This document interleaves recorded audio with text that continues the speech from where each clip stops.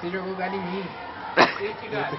Pega aquele galho ali, Não, é outro galho, é preto. Porra. Racista. É que eu pedi o galho Foi preto. você? Jogou. Porra, onde tá agora, pô? Foda-se, pega esse papel ali mesmo. Aqui uns galhos ali no chão, pô. Quebra a raiz, Eu pronto. tirei da árvore, tá vendo? Ó, mas... Mano, eu tô até Marca prego. Vai, Lucas, vai. A gente tem que fazer fogueira. Tem que primeiro oferecer alma aos deuses. Porra. Fala assim, ó, marmol, Deus. É o tutorial. Ei! Aí tem que fazer uma dancinha pra eles aceitarem a alma. Mas ninguém quer sua alma. Lucas, como é que vai salgar a fogueira, Lucas? Não precisa, porque Assim, quando ó. oferece alma aos deuses, sai fogo do galho. Isso é fogo do cu. Jura? Ah, não, véi.